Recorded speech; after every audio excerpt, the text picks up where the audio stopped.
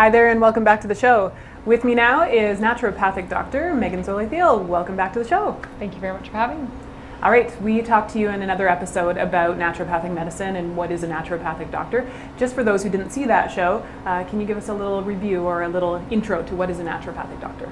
Well, a naturopathic doctor treats everything from colds and flus to cancer and autoimmune disease. We use a variety of scientific research and more traditional modalities in order to be able to get to the underlying root of the problem for the individual.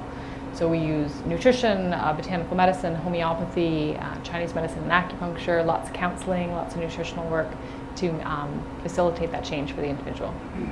Okay, great. And as a naturopathic doctor, how do you approach pregnancy, labor, birth, delivery in your modalities? Well, the first thing is that it's totally normal. Everything that you're going through is pretty normal. There are a few things that we can help with along the way.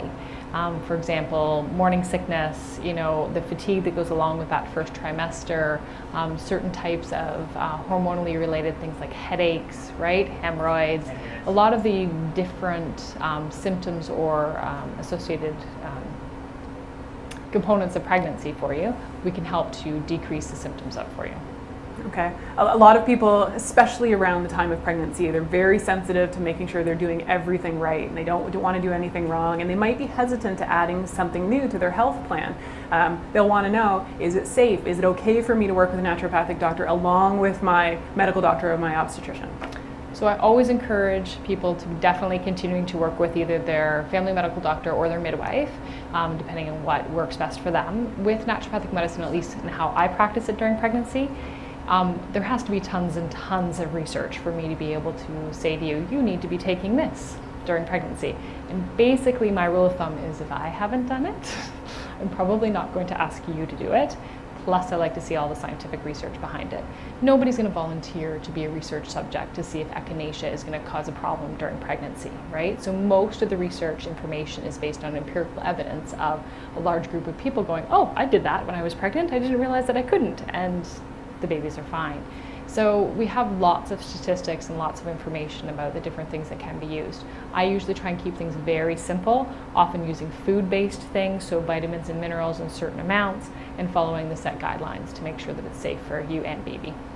All right, you mentioned the word midwife. Mm-hmm. Many people, when they're thinking about having a baby or going through a pregnancy, they don't necessarily know that there's another option to sort of our traditional medical model, which includes an obstetrician.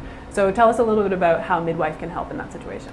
Well, midwives are, I guess, your other option for delivering babies here in Ontario. They are OHIP coverage, which is fantastic. You can do a nice traditional home birth with the midwife as long as everything is safe for both you and the baby, and the midwives will help you make that decision. Or you can have a hospital birth with midwives. It doesn't have to be always at home. One of my loves about midwives, and I had midwives for both my boys' births, was that how much aftercare I got.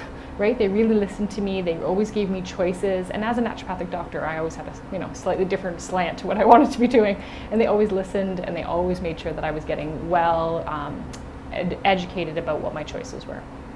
You mentioned for when people are going through pregnancy and labor, that there are things that you can do specifically for them. Can you tell us a little bit more about those conditions, or those symptoms, I guess, is more appropriate, of what people are feeling during pregnancy and what you would do to help? So the most common thing I see is morning sickness, probably. I actually had someone in yesterday talking about that. So there's a wide variety of things that can play a role with morning sickness. So things like vitamins and minerals. So if you're deficient in certain B vitamins, that can play a role with creating more nausea. If you are not eating frequently enough or not eating the right types of foods, that can really play a role in nausea as well. And even C-bands. That's how I got through my last pregnancy. Those little C-bands, they worked fantastic. They sit on an acupuncture point specific for nausea. So I wore them 24 hours a day for about 12 weeks. And I would say it took away 90% of my nausea.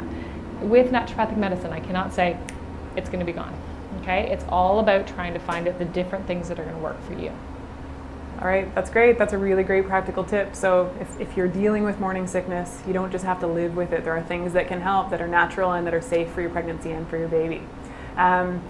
Then we've come through labor, birth, delivery. Now we're into breastfeeding. Tell us about some ways that you can help new moms handle their breastfeeding challenges. One of the things I always encourage my patients to do is seek out the resources before they have their baby. Because when you're in that mode and you're 2 days after giving birth, you really cannot find in the phone book who you should be calling. So they need the numbers to, their midwife, to a lactation consultant, to the Vesta Center. I'm a big proponent of the Vesta Center. I always suggest everyone check them out because they've got great support for new moms there as well. So they got their kind of network of who they need to call. One of the things that I'll really do is I'm not so much about how physically it's going with breastfeeding. I'm more about I'm not quite making enough milk, or I'm finding that the baby's a little bit colicky. So I'll help more with that type of thing. There's great herbs that can be useful when trying to increase breast milk. I use a lot of fenugreek and blessed thistle in high levels, and often that'll make a nice change. For those most stubborn cases, I find chiropractic adjustments make a huge difference, and most people just plain old are not eating and drinking enough because it's so new, everything's so new, and there's so much stress. So yeah, that's usually the first tip that I give them. So in that new time when they're getting used to new routine with new little person, obviously food choices are going to make a difference for breastfeeding as well. Tell us a bit about that. Well, oftentimes, as long as people are getting a wide, eclectic variety of foods, including lots and lots of fruits and vegetables, and a lot more food than they're ever used to eating, breastfeeding is going to go hopefully wonderfully for the individual and for the baby. But for occasional little people, when they're breastfeeding, they may be a little bit more gassy, or we want to call it colic, I guess.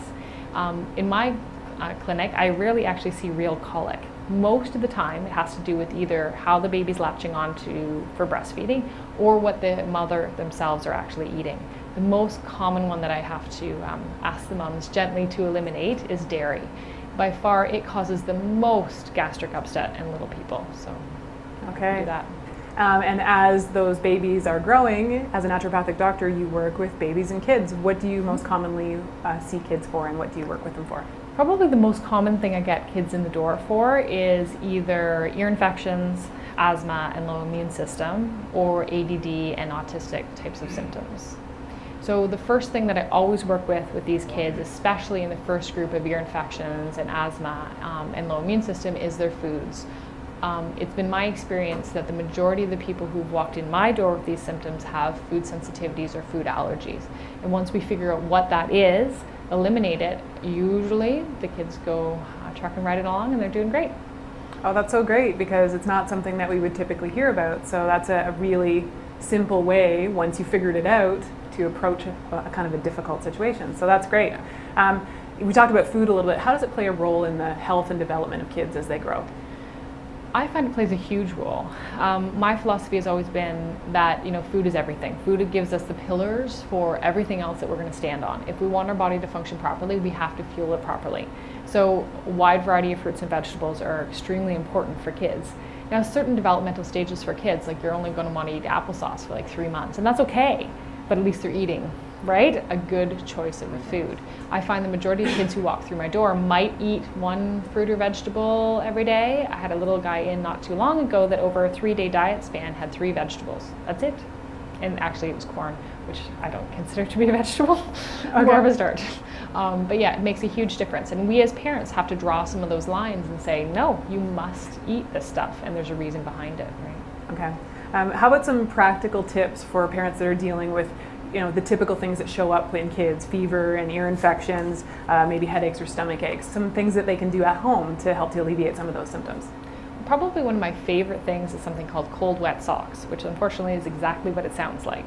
You take a pair cold wet socks. Yes. Okay. You take a pair of cotton socks and you drench them in water, wring them out so that they're kind of wet but not dripping, put them on the child, cover them up with another pair of nice warm socks, bundle them up and keep them warm.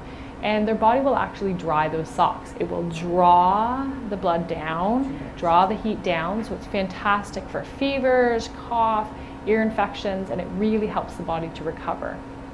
There's also great teas that you can use, like peppermint to help stomach aches, right? Peppermint's a great tea. You can use a little bit of a peppermint essential oil on the child's belly. Things like oregano oil are fantastic to rub diluted, please, on the bottom of kids' feet to really help boost up their immune system. There's lots of really simple things that we can have in our cupboards that we can use at home. Amazing information. Thank you so much. If somebody wants to come and see you for their own health or for their babies or their kids, how can they contact you?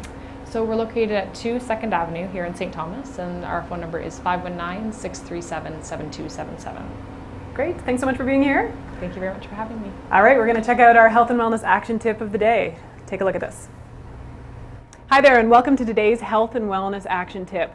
Today we're talking about alternative and complementary types of healthcare. If you're interested in incorporating one of these practitioners into your healthcare program, and that can include somebody like a chiropractor, a massage therapist, a naturopath, even an energy worker, or an osteopath, then make sure that what you should do is find somebody in your life that you trust that can refer you to one of these practitioners. It'll make sure that you get the most positive experience as you add to your healthcare team. We'll see you next time for our next action tip.